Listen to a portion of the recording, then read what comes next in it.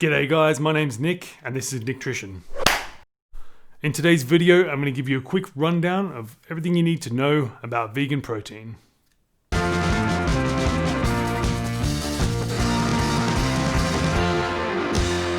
Protein in the vegan diet is a pretty hotly debated topic amongst vegans and non-vegans, and even within those communities. There's a lot of vegans out there who think they know something about protein and intentionally or unintentionally spread misinformation to suit their own agenda.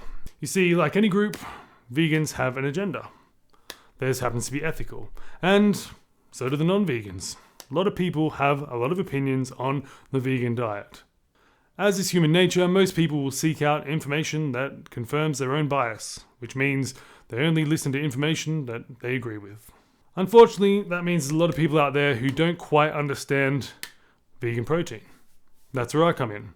As a plant-based athlete myself, and as a nutritionist with many clients who are both plant-based and not plant-based, pretty sure I know a thing or two about this topic. So, why does protein get so much attention when it comes to a plant-based diet? It's easy to think that this comes down mostly to lack of knowledge, as most people consider protein to be meat, dairy, and eggs.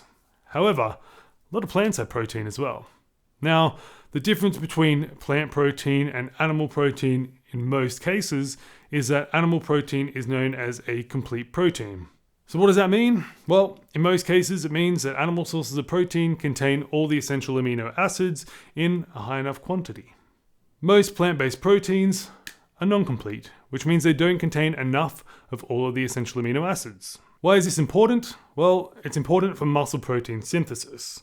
If you've gotten this far in the video and you're thinking to yourself, what's an amino acid and what's it got to do with muscle protein synthesis?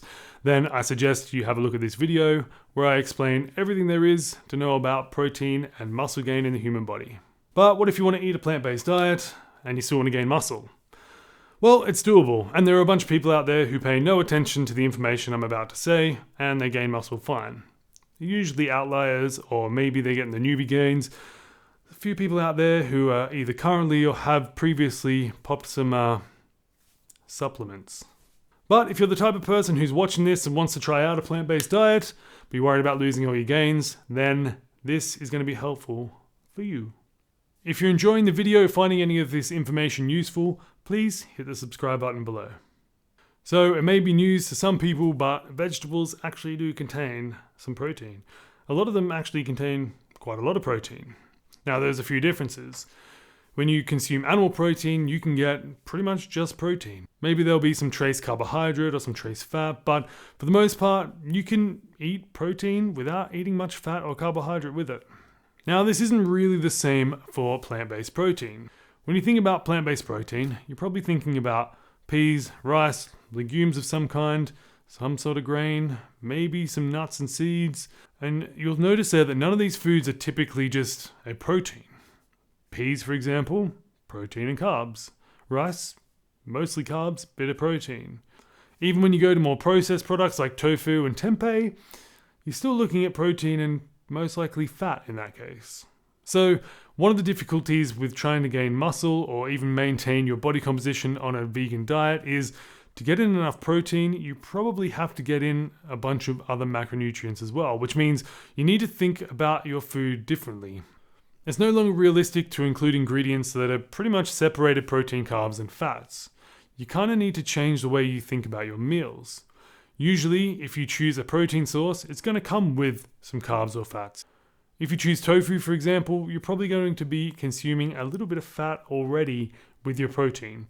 Likewise, if you choose something like lentils, even though they're really high in protein, they're also really high in carbohydrates. In fact, there's more carbohydrates in lentils than there is protein.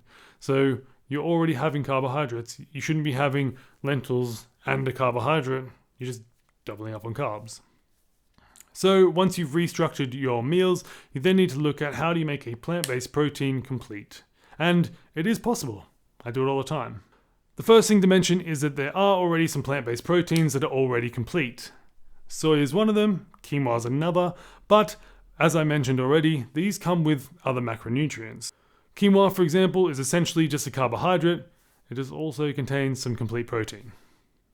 If you were to consume soy in isolation, such as a soy protein isolate, then yeah, you're probably getting enough protein, it's probably bioavailable, and it's definitely complete. However, a lot of the plant-based protein sources you consume as a vegan are already high in soy. So if you're worried about soy consumption, you probably don't need to be.